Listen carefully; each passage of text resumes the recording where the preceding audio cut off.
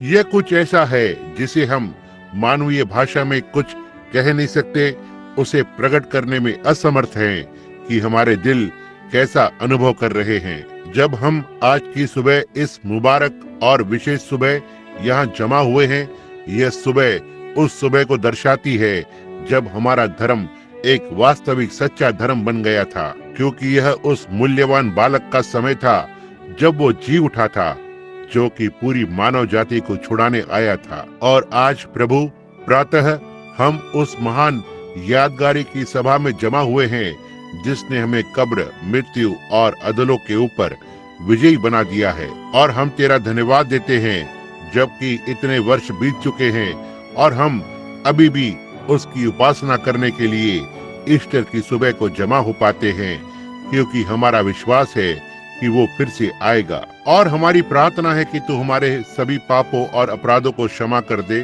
जो हमारे विरुद्ध लिखे गए हैं, क्योंकि हम बड़ी दीनता से अपनी गलतियों को स्वीकार करते हैं और उसके लहू के द्वारा हमारे पापों के लिए दिए गए बलिदान को ग्रहण करते हैं। प्रभु, हमारे बीच में जो भी बीमारियां हैं तू उन्हें दूर कर। जब हम तेरे पवित्र वचन को पढ़ते हैं तो तू हमारी सहायता कर। तेरा वचन सारे सत्य का आधार है जो तूने हमें दिया है कि हम उसी के द्वारा जीवित रहें और उस पर विश्वास करें। हम न केवल यहाँ जमा झुंड के लिए प्रार्थना कर रहे हैं, वरन सारी दुनिया में जहाँ भी लोग आज जमा हैं, क्योंकि हम बेताब आंखों और हृदय में उससे मिलने की चाह के लिए उसके आने की बाट जो रहे हैं। आज हम अंधेरों में और अव्यवस्था में हैं, जबकि कोई भी सरफिरा व्यक्ति किसी भी बात पर सब कुछ जलाकर सर्वनाश कर सकता है और केवल एक बटन दबाते ही सारी दुनिया टुकड़ों में बिखर जाएगी। जैसा कि हमें बहुत से उच्च अधिकारी बताते हैं कि अगर फिर से विश्व युद्ध छिड़ा तो वो बस कुछ ही घंटों का होगा। ओह, जब आज हम एक और विश्व युद्ध के कगार पर खड़े हैं और फिर यह कलीसिया अत्यंत महिमामय पुनरुत्थान के कगार पर पहुंच चुकी है, क्योंकि हम सोए हुए संतों के संग उठा लिए जाएंगे ताकि हवा में प्रभु से मिले और फिर सर्वदा उसी के संग रहें। प्रभु, हम तेरी आराधना करने आए हैं। तू आज से हमें ग्रहण कर ले। तू अपने वचन के पढ़े जाने, गीत भजन गाने और सुसमाचार प्रचार पर आशीष दे। पश्चाताप करने वालों की प्रार्थना स्वीकार कर ले। बीमारों की प्रार्थना ग्रहण कर स्वयं की महिमा होने दे, क्योंकि हम इस विनती को नम्रता और दीनता सहित तेरे पुत्र यीशु के नाम में मांगते हैं। आमीन। आप लोगों को जो वचन पढ़ना चाहते हैं, आज सुबह के लिए जो वचन पढ़ने को चुना है वो बता दूं। और पहले तो कहना चाहता हूँ कि हमें खेद है, हमारे पास उन्हें बैठाने के लिए काफी जगह नहीं है कि इतने बढ़िया लोगों का यह समूह जो आज सुबह हमारे साथ आराधना में शामिल होने आया है। आप लोग विभिन्न गिरजों और जगहों, विभिन्न राज्यों और यहाँ तक कि विभिन्न देशों से यहाँ आए हैं ताकि यहाँ इस सुबह हमारे इस आराधनालय में प्रभु की महिमा में उपासना कर सकें। मैं चाहता हूँ कि आप पढ़ने के लिए भजन संहिता निकाल लें। भजन संहिता 22। मुझे मालूम है कि ईस्टर की सुबह पढ़ने के लिए यह वचन असामान्य है, मगर परमेश्वर तो खुद भी असाधारण है। और इस सभा के बाद लगभग 1 घंटे बाद हम सभा स्थगित कर देंगे ताकि आप लोग नाश्ता कर सकें, और उसके बाद संडे स्कूल सभा 9:30 बजे होगी। और उसके ठीक रविवार की सभा के बाद यहाँ बपतिस्मे दिए जाएंगे, वहाँ उस जल कुंड में। तब दोपहर बाद सांझ या रात 6 बजे से शुरू होने वाली चंगाई सभा के लिए बीमारों के वास्ते प्रार्थना कार्ड जारी किए जाएंगे। अगर आपके यहाँ कोई बीमार या जरूरतमंद है तो उसे आज रात सभा में लाना याद रखिएगा। और थोड़े कुछ समय के लिए मैं नहीं होऊंगा, अतः फिलहाल ये चंगाई सभा अंतिम होगी। मैं कल सुबह प्रातः 5 बजे लॉस एंजलिस और पश्चिम तट के लिए निकल जाऊंगा और उन क्षेत्रों में लगातार कई सभाएं लूंगा। अब भजन संहिता 22 में से हम पढ़ेंगे। मेरे परमेश्वर, तूने मुझे क्यों छोड़ दिया? तू मेरी पुकार से व मेरी सहायता करने से क्यों दूर रहता है?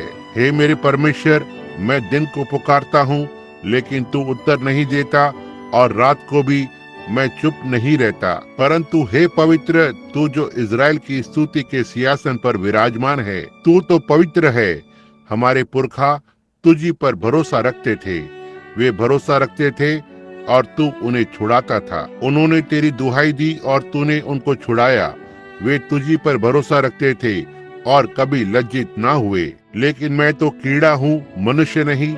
मनुष्य में मेरी नाम धराई है और लोगों में मेरा अपमान होता है। वे सब जो मुझे देखते हैं मेरा ठट्ठा करते हैं और वे होठ पिचकाते और यह कहते हुए सिर हिलाते हैं। उसने परमेश्वर पर भरोसा किया कि वो उसे छुड़ाएगा, उसे ही छुड़ाने दो, यही सोचकर वो आनंदित है। मगर तू ही ने मुझे गर्भ में से निकाला, जब मैं दूध पिया बच्चा ही था, तभी से तूने मुझे भरोसा रखना सिखाया। मैं जन्मते ही तुझी पर छोड़ दिया गया, तू माता के गर्भ ही से, तू मेरा परमेश्वर है। मुझसे दूर ना हो, क्योंकि संकट निकट है, क्योंकि और कोई सहायक नहीं। बहुत से सांडों ने मुझे घेर लिया है, बाशान के बलवंत सांड मुझे चारों ओर मुझे घेरे हुए हैं। वे फाड़ने और गरजने वाले सिंह की नाई मुझ पर अपना मुंह पसारे हुए हैं। मैं जल की नाई बह गया और मेरी सब हड्डियों के सब जोड़ उखड़ गए।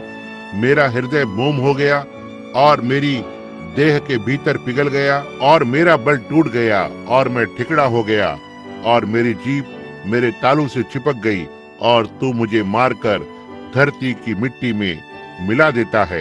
क्योंकि कुत्तों ने मुझे घेर लिया है, कुकर्मियों की मंडली मुझे चारों ओर मुझे घेरे हुए है। वे मेरे हाथ और मेरे पांव छेदते हैं। मैं अपनी सारी हड्डियों को बता सकता हूँ कि वे मुझे देखें। वे निहारते हैं। वे मेरे वस्त्र आपस में बांटते हैं और मेरे पहरावे पर चिट्ठी डालते हैं। परंतु हे यहोवा, तू दूर न रह। हे मेरे सहायक, मेरी सहायता के लिए फुर्ती कर। मेरे प्राण को तलवार से बचा, मेरे प्राण को कुत्ते के पंजे से बचा ले। मुझे सिंह के मुंह से बचा, हाँ, जंगली सांडों के सींगों में से तूने मुझे बचा लिया है। मैं अपने भाइयों के सामने तेरा नाम का प्रचार करूंगा, सभा के बीच में मैं तेरी प्रशंसा करूंगा। हाँ, हे यहोवा के डरवैयों, उसकी स्तुति करो। हे याकूब के वंश, तुम सब उसकी महिमा करो, और हे इज़राइल के वंश, तुम सब उसका भय मानो। क्योंकि उसने दुखी को तुच्छ नहीं जाना और ना उससे घृणा करता है और ना उससे अपना मुंह छिपाता है। परंतु जब उसने उसकी दुहाई दी तो उसने सुना। बड़ी सभा में तेरा स्तुति करना तेरी ही ओर से होता है। मैं अपने प्रण को उस पर भय रखने वालों के सामने पूरा करूंगा। नम्र लोग भोजन करके तृप्त होंगे, जो यहोवा के खोजी है वे उसकी स्तुति करेंगे। तुम्हारे प्राण सर्वदा जीवित रहें। संसार के सारे छोड़ के लोग स्मरण करेंगे और प्रभु की ओर फिरेंगे, और पृथ्वी के सब दूर दूर के देशों के लोग उसको स्मरण करेंगे और उसकी ओर फिरेंगे। क्योंकि राज्य यहोवा ही का है और सब जातियों पर वो ही प्रभुता करता है। पृथ्वी के सब हष्ट पुष्ट लोग भोजन करके दंडवत करेंगे। वे सब जितने मिट्टी में मिल जाते हैं उसको दंडवत करेंगे। वे लोग अपना प्राण खुद बचा नहीं सकते। एक वंश उसकी सेवा करेगा, दूसरी पीढ़ी से प्रभु का वर्णन किया जाएगा। वे आएंगे और उसके धर्म के कामों को एक वंश पर और जो उत्पन्न होगा यह कहकर प्रकट करेंगे कि उसने ऐसे अद्भुत काम किए। होने पाए प्रभु अपने पढ़े जाने वाले वचन पर उसकी आशीष दे। मैं इस अवसर पर इस सुबह 5 शब्द को चुनता हूँ और उन 5 शब्दों के द्वारा आप उपासकों को आज सुबह ये बताने का यत्न करना चाहता हूँ जो बोझ मेरे मन पर है। मैं इन 5 शब्दों को लेता हूँ: जीना, मरना, दफन होना, जी उठना, आगमन। और मैं सोचता हूँ जब कवि ने यह गीत लिखा तो इन शब्दों के द्वारा बहुत सुंदर ढंग से अपनी बात कही है। जीते हुए उसने प्रेम किया, मरकर मुझे बचाया है, दफन होकर मेरे पापों को दूर हटाया है, जी उठकर उसने मुझे हमेशा के लिए आजाद किया। किसी दिन वो फिर से आएगा, ओह वो शानदार दिन होगा। कभी कोई भी जीवन यीशु के जीवन समान नहीं हुआ, क्योंकि उसके जन्म लेने के द्वारा परमेश्वर स्वयं देहधारी हुआ था। वो पिता परमेश्वर का प्रकटीकरण था कि उसका पिता वास्तव में क्या है। क्योंकि परमेश्वर वो पिता प्रेम है, तो यीशु प्रेम का संपूर्ण सिद्ध रूप था। वह तो जन्म के समय से ही प्रेम था।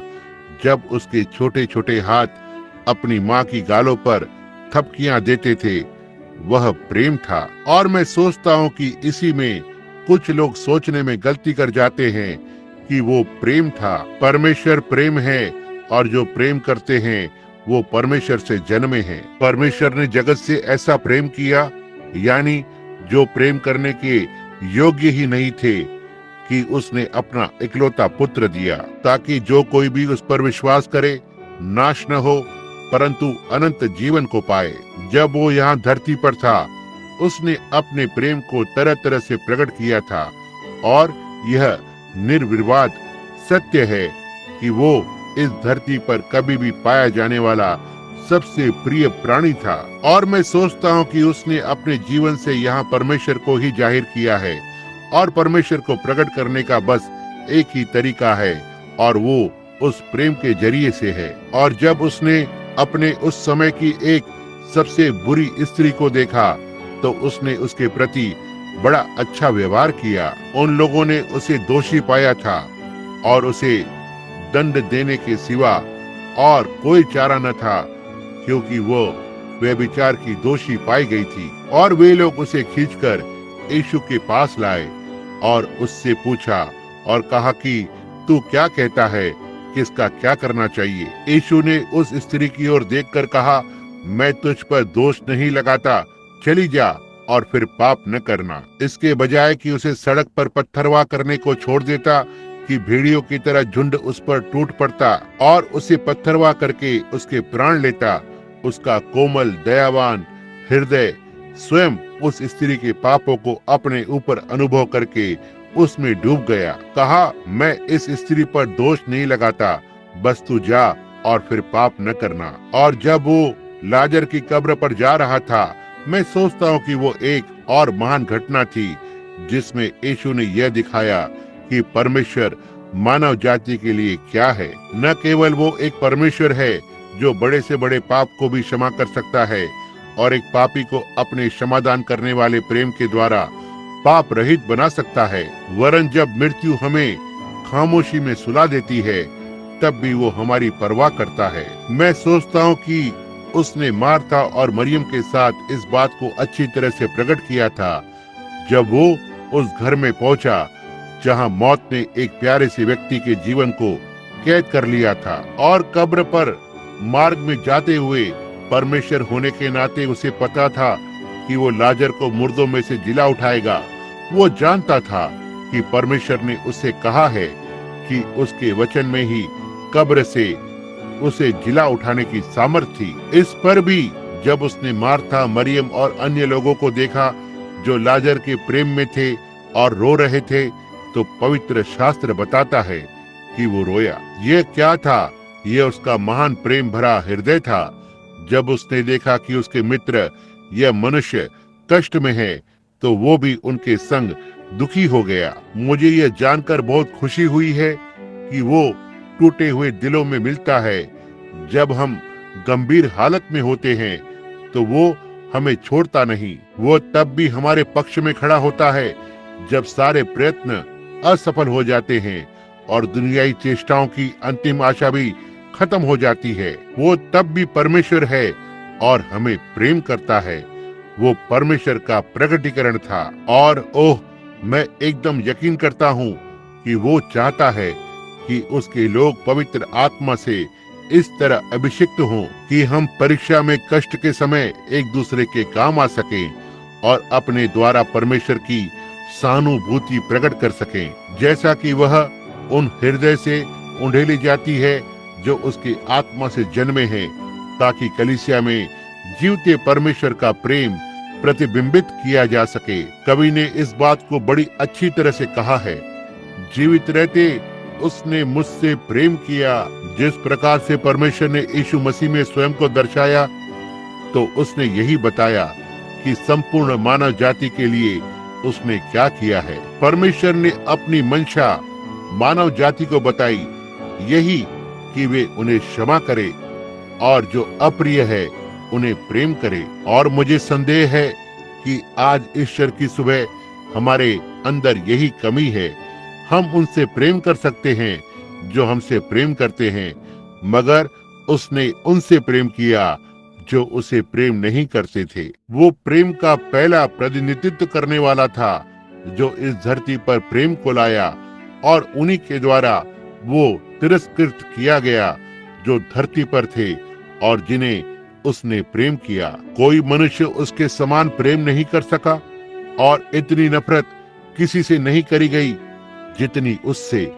उन लोगों ने उससे नफरत करी, उसे तुच्छ जाना और उसे तिरस्कृत किया, मगर इससे उसका प्रेम रुका नहीं। अंत जब वो सलीब पर टंगा था तो लोगों ने हंसी उड़ाई।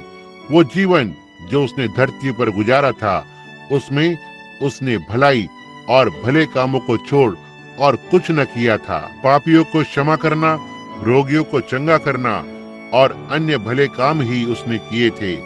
जब उसे वस्त्र विहीन करके सलीब पर लटकाया गया और संग खड़े लोग चिल्ला रहे थे, उसका मखौल उड़ा रहे थे, उस पर थूक रहे थे, तो लटके हुए अपने पवित्र मुख से उसने पुकार कर कहा, उसका हृदय प्रेम से भरा था, हे पिता, इन्हें क्षमा कर, क्योंकि यह नहीं जानते कि क्या करते हैं। वह सब कुछ समझता था, परमेश्वर होने के नाते वह सब कुछ जान सकता था। यही कारण है कि वो हमें तब भी प्रेम करता है जब हम प्रेम करने योग्य नहीं होते, क्योंकि वो परमेश्वर है और सब कुछ समझता है। जीवते रहकर उसने मुझसे प्रेम किया, उसकी तरह का कोई जीवन कभी भी धरती पर नहीं हुआ, क्योंकि उसका पूरा जीवन प्रेम में लिपटा हुआ था। मरकर उसने मुझे बचा लिया। जब बागे अदन में यहोवा परमेश्वर की मांग उस पाप की सजा मृत्यु देनी थी, और इस दंड में कोई परिवर्तन नहीं किया जा सकता था और सिवाय और कोई चारा नहीं था, क्योंकि परमेश्वर सर्वोत्तम है और वह अनंत है, धरती और आकाश का न्यायी है। पाप का दंड मृत्यु है और वहाँ कोई नहीं था जो दूसरे के लिए इस दंड को चुका सकता, क्योंकि चाहे कोई मनुष्य किसी दूसरे के लिए अपने प्राण भी दे तो भी वह जन्म से पापी ही है। हम में से कोई भी एक दूसरे की सहायता नहीं कर सकता था, क्योंकि हम सभी दोषी थे। हम पापों में जन्मे, अधर्म में पाले गए और झूठ बोलते हुए संसार में आए, और आशा की एक किरण भी कहीं नहीं थी। परमेश्वर ने हम पर मृत्यु दंड की आज्ञा दी थी, और धरती का हर एक प्राणी जो कभी भी धरती पर रहा है वो इसी दंड के अधीन था। धार्मिक मनुष्य पैदा हो सकते थे और बड़ी भलाई के काम कर सकते हैं, मगर जन्म से सभी पापी थे। इस सजा को चुकाने का बस एक ही तरीका था, और वो था कि परमेश्वर खुद मरे। परमेश्वर तो आत्मा है, वो मर नहीं सकता, मगर वो देह में होकर धरती पर उतर आया और खुद को प्रेम भरे जीवन के द्वारा जाहिर किया, ताकि अपनी सारी भलाई लेकर और अपनी इच्छा से वो एक सर्वोत्तम बलिदान दे सके, ताकि वे दोषियों के दोष अपने ऊपर ले सके।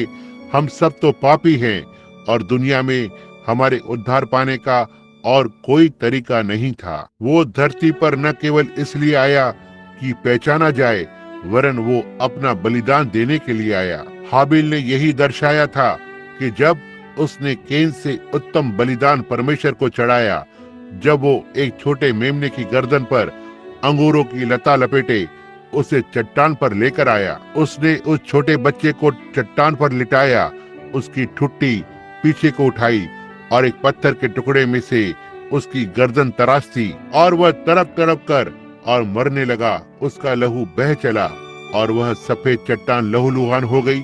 हाबिल ने ऐसा करके वहाँ सलीब की प्रतिछाया पेश करी थी। जब परमेश्वर का वो मेमना जो जगत की उत्पत्ति से घात किया गया था, पापियों के बदले कुर्बान होने आया, तो उसे मसला गया और मारा कुचला गया, और उसका हंसी और ठट्ठा किया गया, और वो मृत्यु से मारा गया, जो परमेश्वर को छोड़ और कोई उस मृत्यु का वर्णन नहीं कर सकता था। और उसके बाल लहू से तर थे, लहू की बूंदें धरती पर गिर रही थी।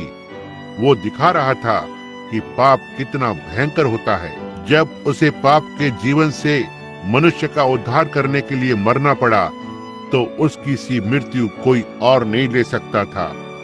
उस मौत के सामने कोई ठहर नहीं सकता था। ऐसा कहा गया है कि जब उन्होंने उसकी फसली में भाला मारा, तो लहू और जल की धारा बह निकली। कुछ समय गुजरा है जब कभी मैं इस विषय पर किसी से बातचीत कर रहा था, और वो एक वैज्ञानिक था जिसने कहा था केवल एक कारण से ऐसा हो सकता है कि वो मरा। उसकी मौत का कारण वो रोमी भाला नहीं था और ना ही खून का बह जाना था जिससे वो मरा, क्योंकि उसके शरीर में तो खून तब भी था। वो जिससे मरा वो रोमन भाला नहीं था, और ना ही वो कीले थी जो उसके हाथों में ठोकी गई थी, या वो कटीला ताज जो उन्होंने उसके सिर पर रखा था, लेकिन वरन वो दुख और पीड़ा से मरा था, क्योंकि वो अपनों के लिए आया और उसके अपनों ने उसे ग्रहण न किया। वो दिल टूटने से दुखी होकर मरा था, जबकि वो क्योंकि जानता था, उसने देखा कि उस समय के जिन लोगों को छुड़ाने के लिए वो जान देगा, वही उस पर थूक रहे थे, और मनुष्य ने उसे अस्वीकार कर दिया था। 800 साल पहले दाऊद ने वैसे ही पुकारा और कहा था, जैसे यीशु ने कलवरी क्रूस से चिल्लाकर कहा, हे मेरे परमेश्वर, तूने मुझे क्यों छोड़ दिया। पाप का परिणाम कितना भयानक होता है। वह मनुष्य को परमेश्वर से अलग कर देता है, और वो पाप बलि बन गया जो हमारे पापों के लिए दी जानी थी, और वो परमेश्वर की सहभागिता से अलग कर दिया गया था। पाप ने उसे अलग कर दिया था। परमेश्वर ने हमारे पाप उसके ऊपर रख दिए थे, और वो परमेश्वर से अलग कर दिया गया था। और यही वजह थी कि वो पुकार उठा था, हे मेरे परमेश्वर, तूने मुझे क्यों छोड़ दिया है। और क्योंकि उसे छोड़ दिया गया था और उसने हमारी जगह ले ली थी, उसने देख लिया था कि उसके उन्हीं लोगों ने उसे अस्वीकार कर दिया था जिनके लिए अपना प्राण देने और उद्धारकर्ता बनने वो आया था। और इससे उसे इतना अधिक दुख पहुंचा, इसलिए उसका हृदय इतना अधिक टूट गया कि उसके शरीर के रसायन, वो लहू, वो जल अलग अलग हो गए। मनुष्य कभी नहीं जान पाएगा कि वो क्या था। यही वजह है कि कोई इस प्रकार की मृत्यु से कभी नहीं मर सकता। चाहे आपको कितना भी सता कर मारा जाए, मुझे परवाह नहीं। चाहे कितना ही लोग किसी को कितना भी इंच इंच करके चीर दे या टुकड़ों में जलाए, आप उस तरह की मौत से नहीं मर सकते, क्योंकि आपका हिसाब किताब वैसा नहीं है। उसे तो परमेश्वर ही होना चाहिए था। उसे एक मनुष्य से अधिक होना ही चाहिए था। और सोचिए कि परमेश्वर ने जान दी। वह दुनिया के प्रति दुख से भरकर टूटे हृदय सहित मरा, और आखिर में उसकी देह में एक रासायनिक प्रतिक्रिया शुरू हुई जो आपकी देह में नहीं हो सकती थी। आप इस तरह से पीड़ित नहीं हो सकते। कोई तरीका या संभावना नहीं है कि आप उसकी तरह से दुख उठा सकें। अतः केवल एक ही था जो ऐसा कर सकता था, और उसने वैसा किया। वहाँ सलीब पर वो अमूल्य जीवन टंगा था जो भले कामों को करने व प्रेम करने के सिवा कुछ भी नहीं जानता था। वो आकाश और पृथ्वी के बीच टंगा था। उसे वहाँ नग्न अवस्था में अपमानित रीति से हवा में टांगा गया। अगर आपको सबके सामने नंगा करके खड़ा कर दिया जाए तो सोचिए, आप समझ ही नहीं पाएंगे कि परमेश्वर के लिए यह कैसा बड़ा अपमान था। वो वहां टंगा था। मैं जानता हूँ कि सलीब और उसके चारों ओर लोगों की भीड़ बहुत छोटी सी बात थी, और ऐसा करके लोगों ने उसे मौत नहीं दी। यह सब तो हमारी कल्पना में इसलिए आता है कि चित्रकार ने वैसा चित्रित किया है। उन्होंने उसके वस्त्र उतारे, उसका चोला था, और जिसे उन्होंने फाड़ डाला और उस पर चिट्ठी डाली। उसका अत्यधिक अपमान किया गया क्योंकि वो परमेश्वर था। वो फिर भी स्थिर खड़ा रहा, और पापी लोग उसके मुंह पर थूकते रहे, मगर इस पर भी क्योंकि वो करुणा का अथाह सागर था, उसे लोगों के सामने नग्न अवस्था में मरना था। उसके ऊपर इन सब बातों का ऐसा असर हुआ कि उसके शरीर का लहू और पानी अलग अलग हो गए। कोई आश्चर्य नहीं। मैं सोचता हूँ कि कवि ने इन पंक्तियों में इसका बहुत अच्छा वर्णन किया है। चट्टानों के बीच और अंधियारे आकाश के तले मेरे उद्धारकर्ता ने सिर झुकाकर और प्राण दे दिए। लेकिन मंदिर के पर्दे फट जाने से वो पथ प्रकट हुआ जो स्वर्गीय आनंद व अनंत काल में ले जाता है। यकीनन उसे ऐसा ही करना था। वो पर्दा मनुष्य और परमेश्वर के मध्य टंगा था और उसके हट जाने और स्वर्गीय आनंद पाने और कभी समाप्त न होने वाले दिन में जाने का मार्ग खुल गया। कलवरी का अर्थ महत्वपूर्ण है, हम उसकी व्याख्या नहीं कर सकते। यकीनन जीवन जीते हुए उसने मुझसे प्रेम किया, मरकर उसने मुझे बचाया, दफन होकर उसने मेरे पापों को मुझसे दूर किया। अब उसे दंड मिल चुका है, पाप का अब कुछ अधिकार हम पर बाकी नहीं रहा। जब उसने सलीब से पुकार कर कहा, यह पूरा हुआ, पाप मर गया, आज भी मरा हुआ है, उसका काम तमाम हो चुका है। वह शक्तिहीन है, जीवन रहित है। भाइयों, इस बात पर सोचें कि वो पाप मनुष्य का शत्रु अब मृत और जीवन विहीन है। अब उसका कुछ भी प्रभाव नहीं है, वो अब कुछ भी नहीं कर सकता। कोई आश्चर्य नहीं, जब सूर्य ने प्रकाश देना बंद किया, सितारे नहीं चमक सके, धरती पर अंधेरा छा गया, उस समय उन सबको छुड़ाया गया था। अब वह पाप मृत है, उसे दफन किया जा चुका है। वह जीवन रहित है क्योंकि उसमें जीवन नहीं, अतः उसे दफन करना चाहिए। क्या था जो दफन किया गया? परमेश्वर की देह को दफन किया गया क्योंकि वो पाप बलि था। वो आग में भस्म किया मेमना था जिसे हमारे अधर्म की आग में भुना गया। उस पाप रहित मेमने को जिसने पाप को जाना तक नहीं था, जैसे कि परमेश्वर किसी बुराई को नहीं जानता, उसका जीवन दिया गया था और वह पाप बलि के रूप में सलीब पर टंगा है। दफन होकर उसने मेरे पापों को मुझसे दूर किया है। उसे दफन होना ही चाहिए। वो देह जो पाप बलि के लिए थी, उसे दफन ही होना चाहिए। यही कारण है कि कुछ क्षण बाद बहुत से लोग एक एक करके इस जल कुंड पर आएंगे कि यीशु मसीह के नाम में बपतिस्मा लें। क्यों? कुछ खास बात हुई है।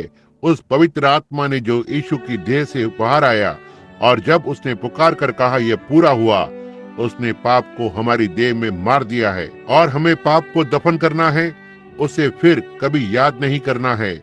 मुझे बहुत खुशी है कि ऐसा हुआ है। जब कोई चीज दफन करी जाती है तो वो आंखों से छिप जाती है, दृष्टि से ओझल हो जाती है और दफन होकर उसने मेरे पापों को मुझसे दूर किया। अब परमेश्वर हमारे पापों को नहीं देख सकता क्योंकि उन्हें दफन किया जा चुका है। उन्हें कहाँ दफन किया गया है? भूल जाने वाले समुद्र में। भूल जाने वाले समुद्र के बारे में सोचिए। परमेश्वर अब हमारे पापों को याद नहीं कर सकता क्योंकि वो मृत है और दफन कर दिए गए हैं। उन्हें अब याद तक नहीं किया जा सकता। वे परमेश्वर की स्मृति और याद से परे चले गए हैं। वह खुद भी इस दफन में शामिल था। उसने पुराने नियम में इसका प्रतिनिधित्व किया। उनके पास 2 पवित्र वेदी पर वे पाप बलि चढ़ाया करते थे और उसके लिए वो 2 बकरे लिया करते थे। एक बकरे को बलि किया जाता था और दूसरे बकरे के ऊपर वे पाप जो उस मृत बकरे के ऊपर रखे गए थे रख दिए जाते थे। याद रखिए, यीशु एक भेड़ था, वो एक मेमना था, मगर पाप बलि के लिए वह बकरे का प्रतीक था। वह धार्मिकता था क्योंकि वो परमेश्वर था। भेड़ था मगर वो पाप बलि यानी बकरा बनकर आया ताकि वो मेरे और आपके लिए पाप बलि दे सके। भेड़ से बकरे में परिवर्तित हुआ। यीशु उन दोनों ही बकरों के द्वारा प्रकट किया जाता था। वे यीशु का प्रतीक थे, प्रतिछाया थे। एक के रूप में वो बलिदान किया गया जो हमारे लिए प्रायश्चित ठहरा। दूसरे के रूप में प्रायश्चित के सारे पाप उस पर लादे गए और दूसरा बकरा सारे पाप को उठाए जंगल में दूर चला जाता है ताकि लोगों के पापों को उठाए। यह किस बात का प्रतीक था? यह हमारे प्रभु यीशु की उसके दफन होने की प्रतिछाया थी। मरते हुए जीते हुए उसने मुझे प्रेम किया, मरकर उसने मुझे बचाया, दफन होकर वो मेरे पापों को दूर ले गया। उसने हम लोगों के पापों को स्वयं अपने ऊपर ले लिया और उन्हें लेकर वो निचले स्थान में अधोलोक में उतर गया। वो पाप बलि था, उसके ऊपर लोगों के पाप थे, वो उनके लिए मारा गया था। उसके ऊपर हमारे पाप लाद दिए गए थे और वो उन्हें लेकर दूर चला गया था, इतनी दूर कि परमेश्वर अब उन पापों को कभी याद भी नहीं करेगा। इस बारे में सोचिए। ओह, तो ऐसे उद्धारकर्ता के लिए वो कलीसिया पुकार सकती है। हालेलुया! ऐसे उद्धारकर्ता के लिए न केवल हमारे पाप क्षमा किए गए हैं, वरन उन्हें भूल जाने वाले समुद्र में दफन कर दिया गया है, ताकि वो कभी याद न किए जाएं। दफन होकर उसने हमारे पापों को हमसे दूर कर दिया है। उन्हें अब याद नहीं किया जा सकता, क्योंकि वे अब नहीं रहे। वे अब परमेश्वर की दृष्टि से परे हैं। वे पाप अब खत्म हुए, उनसे हमारा तलाक हो चुका है, उन्हें अलग कर दिया गया है। परमेश्वर अब उन पापों को याद नहीं करता। क्या इस कलीसिया को आज सुबह यह जानकर खुशी मनानी चाहिए कि अब हमारे पापों को कभी भी याद नहीं किया जाएगा? उन्हें भूल जाने वाले समुद्र में डाल दिया गया है, उन्हें कब्र में दफना दिया गया है, जहाँ से वे कभी भी बाहर नहीं आ पाएंगे। वे हमेशा के लिए मृत हैं, वे भुलाए जा चुके हैं और वे अब ऐसे हैं मानो हमने कभी पाप किए ही नहीं थे। मरकर उसने मेरा उद्धार किया, मगर दफन होकर उसने मेरे पापों को मुझसे दूर किया है। वो उन्हें इतनी दूर ले गया कि वे भूल जाने वाले समुद्र में डाल दिए गए हैं। ओह, हम जानते हैं कि निश्चित रूप से हम इन बातों पर विश्वास करते हैं और ये सारी बातें यकीनन सच हैं। यह परमेश्वर की सत्य बातें हैं। वे सारी महान बातें मानव के लिए कह पाना उसके वश से बाहर है। इन सारी बातों के लिए हम कभी भी अपनी कृतज्ञता पूरी तरह जाहिर नहीं कर सकते हैं, मगर ओह, वो ईस्टर जी उठकर उसने हमेशा के लिए हमें स्वतंत्र वो न्याय उचित ठहरा दिया है। जीते हुए उसने मुझसे प्रेम किया, मरकर मुझे बचाया, दफन होकर उसने मेरे पापों को मुझसे दूर किया। यह ठीक बात है, मगर जी उठकर उसने मुझे न्याय उचित ठहराया। जी उठना क्या था? वो परमेश्वर की ओर से दी गई रसीद है कि बिल का भुगतान कर दिया गया है। जी उठकर उसने हमेशा के लिए स्वतंत्र न्याय उचित ठहरा दिया है। ओह, जी उठने वाला कैसा महान उद्धार करता है। परमेश्वर ने क्या किया था? एक मनुष्य दुख उठा सकता है, मर सकता है, एक मनुष्य दफन हो सकता है, लेकिन ईस्टर इन सब में महान है, क्योंकि यह परमेश्वर की ओर से पुष्टि या अनुमोदन है कि मेरी व्यवस्था पूरी हो गई है, मेरी मांग पूरी हो गई है। उसे यीशु ने पूरा कर दिया है। उसने उसे मुर्दों में से फिर से जीवित किया है। जी उठकर उसने हमेशा के लिए स्वतंत्र न्याय उचित ठहराया है। उसका पवित्र नाम धन्य हो। इसमें कुछ भी आश्चर्य नहीं कि हमारे अंदर संवेदना जगाता है। कोई ताज्जुब नहीं कि मानवीय मन इसे अपने अंदर समा नहीं सकता।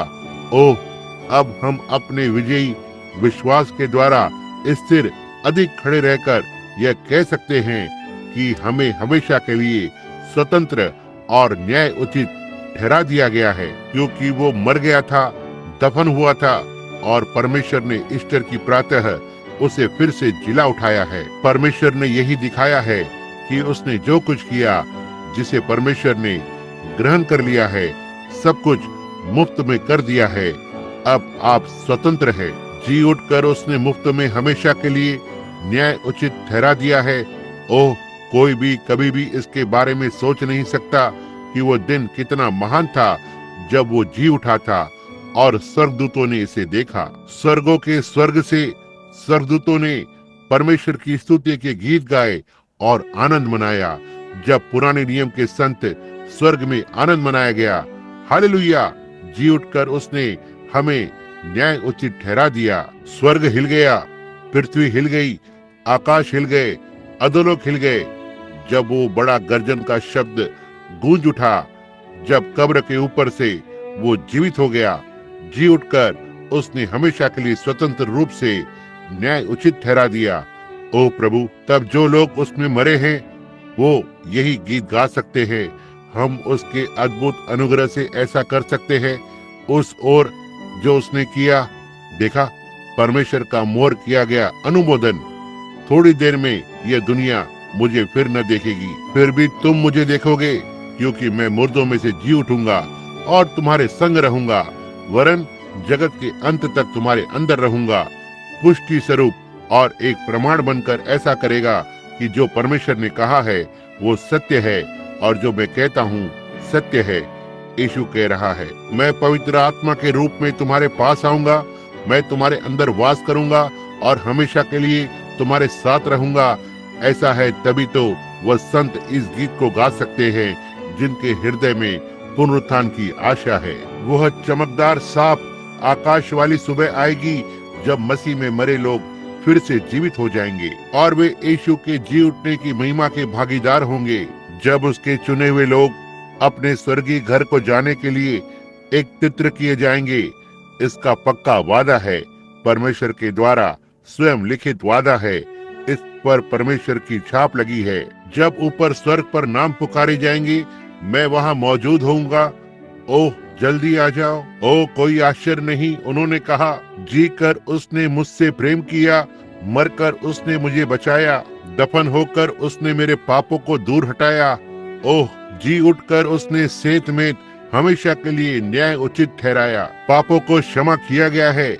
ये दूसरे बलिदान दंत कथाएं बनकर सारे बेकार साबित हो सकते थे, मगर इस ईस्टर की सुबह पर जब वो जी उठा तो परमेश्वर ने प्रमाणित कर दिया है कि उसने इसे ग्रहण कर लिया है। मैं आश्चर्यचकित हूँ। इस पर सोचते ही दिल से हालेलुया निकल पड़ता है।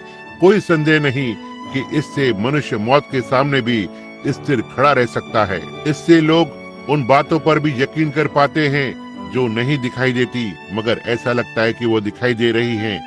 क्या बात है, जी उठकर उसने हमें न्याय उचित ठहरा दिया है। आप कैसे जान पाते हैं कि वो जी उठा है?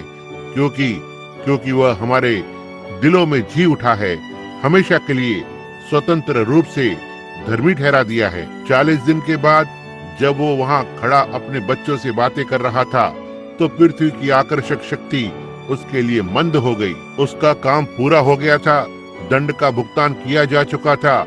उसकी रसीद उसके हाथों में थी, जो कि परमेश्वर की रसीद थी। उसके बच्चे, उसकी कलीसिया, उसके विश्वासी थे। पाप पर विजय हो चुकी थी। आगे का मार्ग साफ कर दिया गया था। अब वो धरती पर और नहीं रुक सकता था। हमें क्या चीज यहाँ रोक सकती है? वो आकर्षक शक्ति है। आकर्षक शक्ति क्यों टूटने लगी थी? उसका पंजा ढीला होने लगा था। क्यों? इसलिए कि यीशु का सारा काम पूरा हो चुका था। फिर क्या हुआ? वो पृथ्वी से ऊपर उठने लगा। सारी दुनिया में जाकर और सारे लोगों को सुसमाचार प्रचार करो।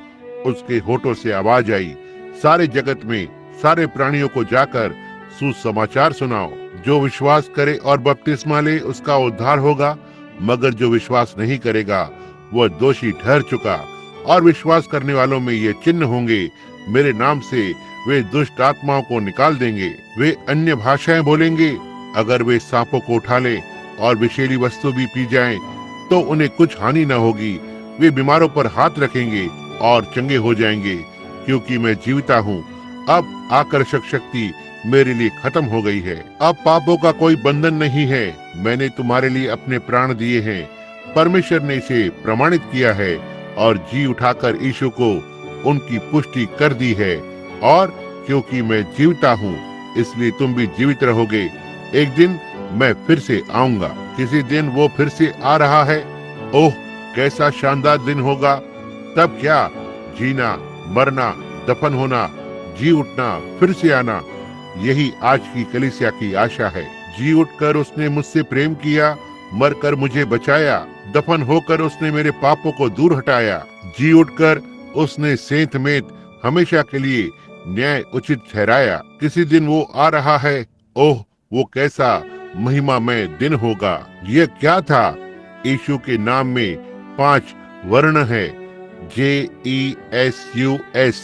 जी उठकर उसने मुझे प्रेम किया, मरकर उसने मुझे बचाया, दफन होकर उसने मेरे पापों को दूर हटाया, जी उठकर उसने सेंत में हमेशा के लिए न्याय उचित ठहराया। किसी दिन वो आ रहा है। ओह कैसा महिमामय दिन होगा। हम उसके दोबारा आने की आशा कर रहे हैं और किसी चमकदार सुबह जब आकाश बादलों से साफ होगा, जब मसीह में मरे लोग जी उठेंगे और मसीह के जी उठने की महिमा में भागीदार बनेंगे। उसके चुने लोग ऊपर आकाश में जमा होंगे कि अपने स्वर्गीय घर को जाएं। जब ऊपर स्वर्ग में नाम पुकारे जाएंगे, मैं वहां होऊंगा। क्यों? मेरे पास रसीद है, वो जी उठा है। आपको कैसे मालूम? वो मेरे हृदय में रह रहा है। वह अपने विश्वास करने वाली कलीसिया के हृदय में रह रहा है। मित्रों, इस बात पर सोच विचार करो। जल कुंड गर्म जल से भरा थोड़े से क्षणों में तैयार रहेगा कि बपतिस्मे दिए जा सके, जबकि बस कुछ ही समय बाद हम यह रस्म अदा करने वाले हैं। आइए कुछ क्षणों के लिए अब प्रार्थना में अपने सिरों को झुकाएं। मैं सोचता हूँ कि आज हमारे मध्य में ऐसा कोई मनुष्य या अनेक मनुष्य शायद ही हो जो अब भी यीशु के महान बलिदान को महत्व न दे और उसे ग्रहण न करे। आप चाहेंगे कि आपको प्रार्थना में याद रखा जाए कि परमेश्वर ने आश्चर्यजनक रूप से आपके दिल से बातें करी है और आप उसकी कुर्बानी को अपने लिए ग्रहण करेंगे और आपके प्राण को वो साफ करेगा। और याद रखिए कि हम आज इस ईस्टर को केवल नए वस्त्र और नए टॉप पहनने के रूप में ही नहीं मना रहे हैं। ऐसा करना अच्छा है। यह कुछ नया होने का प्रतीक चिन्ह है कि परमेश्वर ने कुछ नया किया है। ये ठीक है, मगर यही केवल सब कुछ नहीं है। ईस्टर का इस तरह का यह मतलब नहीं है, या ईस्टर खरगोश या खरगोश के अंडे का शिकार करना और छोटे सफेद मुर्गियां और आदि आदि, यह बात नहीं है भाई। ईस्टर एक विजय है, एक जीत है जो परमेश्वर ने इस धरती पर पाई है कि उसने अपने बेटे को मुर्दों में से फिर से जिला उठाया है कि और जो कोई उस पर विश्वास करता है वो नाश न होगा बल्कि अनंत जीवन पाएगा। यह पुनरुत्थान आपके जीवन में भी हो सकता है। अगर ये अभी तक आपके जीवन में नहीं हुआ है तो आज प्रातः, जबकि आप अपने सिर प्रार्थना में झुकाए हुए हैं, आप कहेंगे कि परमेश्वर मुझे याद रखिए और वह जीवंत जीवन काश मेरे हृदय में भी आ जाए। क्या आप अपना हाथ उठाकर और कहेंगे, भाई ब्रैनम मेरे लिए भी प्रार्थना करिए जैसे मैं अपने हाथ को उठाता हूँ। प्रभु आपको आशीष दे, प्रभु आपको आशीष दे। क्या कोई और चाहता है कि वह अपना हाथ उठाए और कहे, भाई मेरे लिए प्रार्थना करे, मैं चाहता हूँ कि इस जीवंत हुए फिर से जी उठे जीवन को पाऊं। अब इस पर सोचे, जबकि अब आप जो मसीह लोग हैं, क्या परमेश्वर से वायदा करेंगे कि आप उसकी सेवा के लिए मेहनत से काम करते रहेंगे? जी हाँ, कोई और भी अपने हाथ उठाए। प्रिय परमेश्वर, तूने यहाँ सभी के हृदयों की जांच करी है तथा तू इन लोगों के उद्देश्य और लक्ष्यों को जानता है, और मेरी प्रार्थना है कि तू इन पर करुणा कर। परमेश्वर, इन विनती को स्वीकार करके इन लोगों पर तेरी करुणा उंडेली जाए। ये लोग आज सुबह इस क्षण तेरी आराधना करने आए हैं, वे यहाँ पर तेरा वचन सुनने को आए हैं। और जैसा कि हमने कहा था कि जब तू यहाँ था तो तेरे समान कोई और जीवन कभी भी नहीं हुआ। मरने में कोई तेरे समान नहीं हुआ जो इस तरह मौत से मिल सके। जब तूने दफन होकर हमारे पापों को हमसे दूर किया है, लोगों के पापों को उठाकर तूने उन्हें भूल जाने वाले सागर में डाल दिया है, मगर फिर से जी उठकर तूने हमेशा के लिए न्याय उचित और स्वतंत्र ठहरा दिया है। और आज हम तेरे आने की बाट जो रहे हैं। परमेश्वर, तू उन्हें आशीष दे, हमारी सहायता कर। हम मानते हैं कि अब और समय बाकी नहीं है, तेरा आना द्वार पर है और कोई भी, और वैज्ञानिकों के अनुसार हो सकता है अब से 1 घंटे के समय में कभी भी यह देश नाश हो सकता है। और हम प्रार्थना करते हैं कि हे परमेश्वर, आज इस ईस्टर की प्रातः हम तेरे आने की आशा पर टिके हैं और कलीसिया इसी पर भरोसा किए है। बहुत से हजारों लोग धरती की मिट्टी में सोए पड़े उसी क्षण की प्रतीक्षा कर रहे हैं और उनके प्राण तेरी वेदी के तले पुकार रहे हैं। कब तक प्रभु, कब तक? मेरी प्रार्थना है प्रभु, तू हमसे बातचीत कर और होने दे हम सदैव यह बात याद रखें कि हम चाहे धरती पर कुछ भी करें वो अर्थहीन है। बस हम एक काम कर सकते हैं कि तेरे आने की बाट जोते रहें और सभी को तेरे आगमन के बारे में बताएं। तेरा सुसमाचार अत्यंत आवश्यक है। काश हम शीघ्रता से इसे लोगों तक पहुंचा सकें, जिससे कि आप किसी भी समय आ सकें। इससे पहले कि यह बम और ये मिसाइलें, जिनके बारे में लोग बताते हैं कि यह सब बरसकर हजारों लाखों लोगों को 1 मिनट में धरती पर विचल डालें, इससे पहले कि ऐसा हो प्रभु, तेरा वायदा है कि तू अपने लोगों को ले जाने आएगा। प्रभु, ऐसा ही होगा।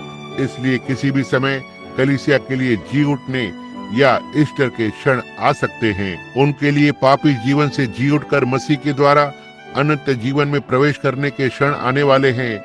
हमारी प्रार्थना सुन। और आज जब हम अपनी अन्य सभाएं करते हैं, संडे स्कूल वगैरह में, तो प्रभु तू हमसे फिर से बातें कर, ताकि आश्चर्यजनक रूप से बहुतों के हृदय में चेतावनी आए। और काश दर्जनों लोग आज सुबह इस जल कुंड में बपतिस्मा लेने चले आए। आज इस ईस्टर की सुबह प्रभु यीशु के संग गाड़े जाने में शामिल होकर उसके बलिदान को ग्रहण कर सकें। वे इसकी परवाह न करें कि किस नामधारी गिरजे या धार्मिक समूह के सदस्य हैं जिनके साथ संगति करते हैं। ये सब अर्थहीन है। महत्वपूर्ण ये है कि क्या उन्होंने तेरे बलिदान को स्वीकार किया है या नहीं। क्या वे ये बात स्वीकार करते हैं कि वे भले नहीं हैं, केवल तू ही, यीशु ही भला है। वो हमारे लिए मरा है, हमारे बदले मरा है, और उसने हमारे पापों को अपने ऊपर लेकर उन्हें दफन कर दिया है। अब उसमें जीवित हैं। ना तो हमारे जीवन, ना ही ये नामधारी गिरजे हमारे पापी जीवन को दफन कर सकते हैं। केवल मसीह ने हमारे पापों को भूल जाने वाले सागर में दफन कर दिया है। परमेश्वर होने दे कि यह सब तेरी दृष्टि में महिमा देने योग्य ठहरे। और प्रभु, आज रात काश आप आएं और अपने जी उठने की सामर्थ्य से सारे भवन को ऐसे हिला दें जैसे पहले कभी ना हुआ हो। काश अद्भुत चिन्ह और काम प्रकट किए जाएं। प्रभु, जैसा कि आपने कुछ रविवार पहले किया था, वैसा ही फिर से करें। जब उस दिन बीमारों और दुर्बलों को अद्भुत रीति से चंगाई मिली थी, हमारी प्रार्थना है कि आज रात फिर से तेरी महिमा के लिए वैसा ही होगा। प्रभु, हमारी कमियों और कसूरों को हमें क्षमा कर प्रभु। होने दे कि ये ईस्टर हम में से कुछ के लिए, वरन सभी के लिए वास्तविक बन जाए, और कुछ ऐसे लोगों के लिए जिन्होंने कभी ईस्टर की आशीषों को नहीं जाना। काश आज मसीह उनके दिलों में नई आशा और नए जीवन सहित जी उठे। आप उन्हें कलवरी का पथ दिखाएं, क्योंकि इस प्रार्थना को हम यीशु के नाम में मांगते हैं। आमीन। इस समय की संगति के लिए आप में से कितने लोग प्रभु से प्रेम करते हैं? अपने हाथ उठाएं। ओह प्रभु, ये कैसा अद्भुत है। भाई मैकडॉवेल, मैंने सुना है आप बच्ची को समर्पित करना चाहते हैं। क्या आप संडे स्कूल सभा के लिए लौट कर आएंगे? क्या आप आ सकते हैं? ठीक है, ये अच्छा रहेगा। तब कोई न कोई बच्चों को समर्पित भी करेगा। आप उस समय वापस आ जाएं। कृपया बुरा न माने, यह ठीक रहेगा ना? और इसलिए अब हम कुछ समय के लिए सभा को विसर्जित कर रहे हैं, ताकि आप अपने अपने स्थानों पर जाकर नाश्ता कर लें और फिर वापस आ सकें। हमें खुशी है कि आप उपस्थित रहे हैं। अब आइए हम सब खड़े हो जाएं और वही गीत गाएं कुछ समय पूर्व, जिसकी बाबत मैं कह रहा था। उस चमकदार बादलों सहित कितने लोगों के पास ऐसी आशा है? आइए देखें, हाथ उठाकर बताइए। खड़े हो जाएं, अब इसे गाएं। अब जब हम अगला पद गाते हैं, आइए हम स्वामी के लिए परिश्रम करें, भोर से लेकर डूबते सूरज तक। आइए हम बात करें संसार की चीजों के बारे में नहीं, लेकिन आइए हम उसके सारे आश्चर्य कर्मों, प्रेम और ध्यान रखने के बारे में बात करें। जब हम ऐसा कर रहे हैं तो अपने पीछे खड़े किसी से हाथ मिलाएं, आपके सामने, आपकी बगल में। आइए हम अब सब ऐसा करें। कहें, सुप्रभात मसीह मित्र, मैं आपके साथ कलीसिया में होने के लिए खुश हूँ। तो ठीक है, क्यों? हम वहाँ पर कैसे होंगे? क्योंकि जीते जी उसने मुझसे प्रेम किया, मरते हुए उसने मुझे बचा लिया, दफन होकर उसने मेरे पापों को दूर कर दिया, जी उठकर उसने हमेशा के लिए धर्मी ठहराकर स्वतंत्र कर दिया। किसी दिन वो आ रहा है, ओह महिमामय दिन। आइए हम अपने सिरों को झुकाएं। प्रभु, किसी उज्जवल और बादल रहित सुबह, जब हम उस बड़े मेघधनुष को आकाश में आते हुए देखते हैं, जो परमेश्वर की वाचा का चिन्ह है, सनातन की वाचा, उसने अपनी प्रतिज्ञा को पूरा किया है। तब हम उस ओर देखेंगे आते हुए और कब्र के पत्थर पीछे की ओर गिरेंगे और वे जो धरती की मिट्टी में सोए हुए हैं वे पहले ईस्टर की महिमा में भागीदार होने के लिए जी उठेंगे उसके साथ जिसने इसे संभव बनाया है, हमारा प्रभु। इसके लिए प्रभु आपका धन्यवाद। मैं बहुत ही आनंदित हूँ प्रभु। ये आशा मेरे हृदय में है क्योंकि मैं अपने कंधों को झुके हुए देखता हूँ प्रभु और उम्र बढ़ने लगती है। मैं ऊपर पहाड़ी की चोटी पर हूँ, अब उधर देख रहा हूँ प्रभु। मैं बहुत ही खुश हूँ कि आशा मेरे अंदर जल रही है। किसी दिन आप आएंगे। मैं बहुत ही खुश हूँ कि आज यहाँ बहुत से हैं जो ऐसा ही महसूस करते हैं। मैं प्रार्थना करता हूँ प्रभु कि आप आज हमें एक महान दिन देंगे, हमें हमारे सारे अपराधों को क्षमा करते हुए, जैसा कि हम अपनी गलतियों को स्वीकार करते हैं और स्वीकार करते हैं कि हम अयोग्य हैं। लेकिन मसीह की मृत्यु, गाड़े जाना, पुनरुत्थान उसकी आत्मा के द्वारा हमें साबित किया गया, जो हमारे हृदय में जी उठा है, हमें उसके पुनरुत्थान का भागीदार बनाते हुए और हमारे पास अब हमारे हृदयों में हमारे पुनरुत्थान का बयाना है। क्योंकि पाप से हम मर गए हैं और हमने एक नए जीवन में प्रवेश किया है और संसार की पुरानी चीजों से जी उठे हैं। एक नए जीवन में यह बयाना है, अग्रिम भुगतान। हे प्रभु, यह हमारे पुनरुत्थान का बयाना है। हम इसे महसूस करके बहुत खुश हैं और एक दूसरे पर इसका आनंद लेते हैं। इन चीजों को हम अपने हृदय के महान खजाने के रूप में थामे हुए हैं, कुछ ऐसा जिसे कोई पैसा नहीं खरीद सकता है, संसार मिटा नहीं सकता है, क्योंकि परमेश्वर ने इसे हमें मुफ्त में दिया है, जैसे कि मसीह इसके लिए मरा। अब हम प्रार्थना करते हैं कि आप आज सुबह हमारे साथ होंगे। अब हमारी सहायता करें और कुछ समय के लिए विश्राम करके और वापस लौटें। हमें इसके बाद की एक महान सभा देना, क्योंकि हम इसे उसके नाम में मांगते हैं जिसने हमें एक साथ प्रार्थना करना सिखाया। हमारे पिता, तू जो आसमान में है, तेरा नाम पवित्र माना जाए, तेरा राज्य आए, तेरी इच्छा धरती पर पूरी हो जाए जैसे स्वर्ग में पूरी होती है। आज हमें हमारी प्रतिदिन की रोटी दे और हमारे अपराधों को क्षमा करें जैसे हम उन लोगों को क्षमा करते हैं जिन्होंने हमारे विरुद्ध अपराध किया है। और हमें परीक्षा में न डाल परंतु बुराई से बचा, क्योंकि राज्य और सामर्थ और महिमा हमेशा तेरे ही हैं। आमीन। प्रभु आपको आशीष दे। अब जब तक हम आपको फिर से नहीं मिलते, लगभग 9:30 बजे आप एक दूसरे से हाथ मिलाएं और हम आपको 9:30 बजे मिलेंगे।